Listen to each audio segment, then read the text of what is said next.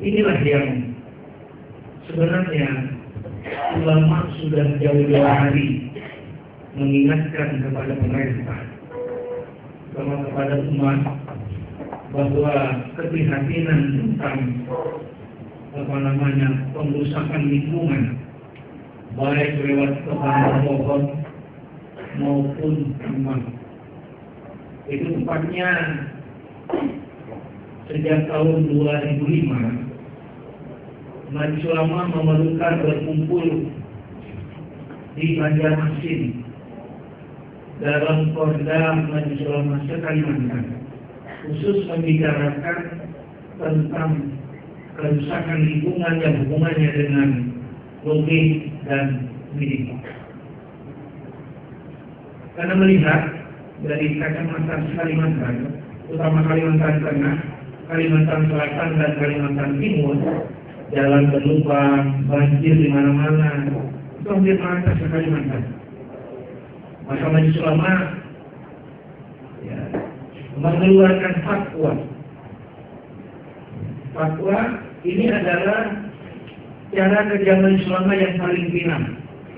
Karena Majelis Ulama itu bukan lembaga operasional, tetapi lembaga yang kerjanya memberikan nasihat dan mengeluarkan fatwa. Supaya manusia ini tidak salah arah. Orang prinsipis bahwa kok Majelis Ulama memfatwakan masalah lingkungan, itu kan bukan urusan agama.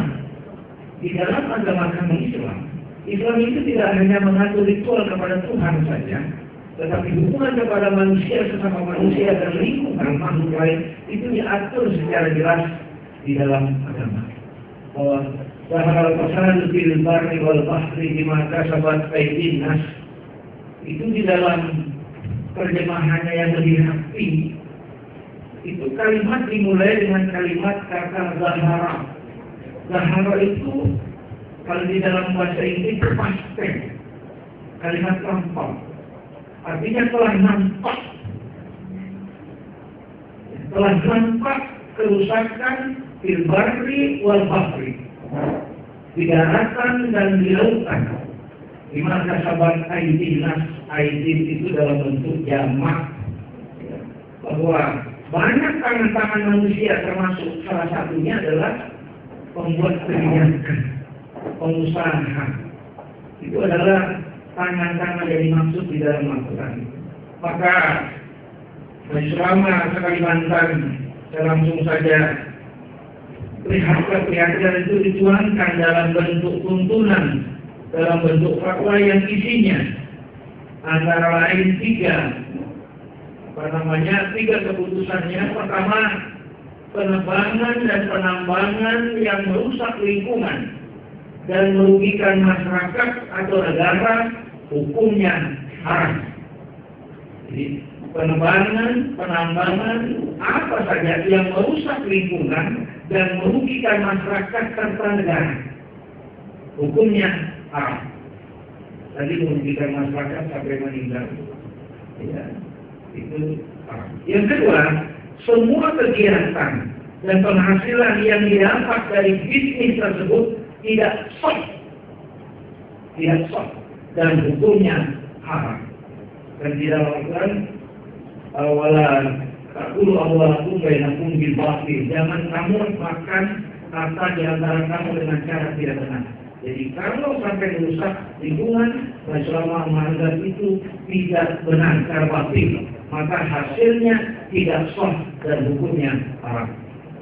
Dan yang ketiga, untuk penegak hukum wajib bertindak tegas sesuai dengan peraturan dan perundang-undangan yang berlaku. Jadi ini ada pengusahanya, ada pemerintahnya, dan ada tenaga hukum tekanan daripada bahwa Yaman sudah lama prihatin tentang ini. Paling kurang 5-6 tahun yang lalu melihat kerusakan lingkungan oleh salah satu sebab tambang itu, maka kami mengeluarkan fatwa supaya ini jadi landasan berpikir untuk bagaimana bumi ini tetap lestari. Tentu tidak semua. Karena itu hasil rapat ijtima ulama, kesepakatan ulama se-Kalimantan. Kami mempunyai izin, bukan gagal, masa dikatakan haram.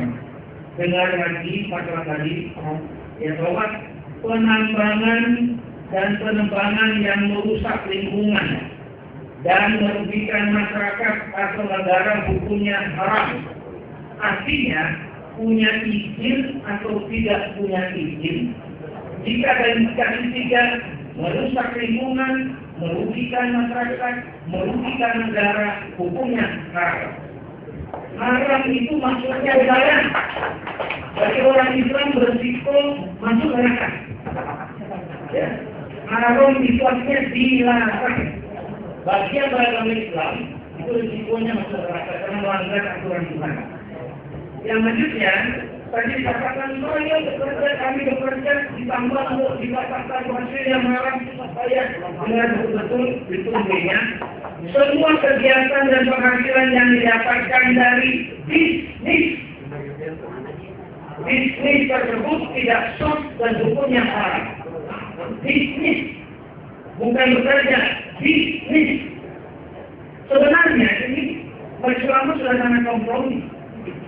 Padahal pekerjaan pun sebenarnya masuk itu. Karena ada ayat yang mengatakan wala ta'awwanu 'alal itsmi wal 'udwan. Jangan kalian bertolong-tolongan dalam dosa dan permusuhan. Misalnya ada kompleks prostitusi, lalu ada tukang ojek mengantarkan orang untuk mengatur itu, tukang ojek itu hasil yang haram karena bertolong-tolongan dalam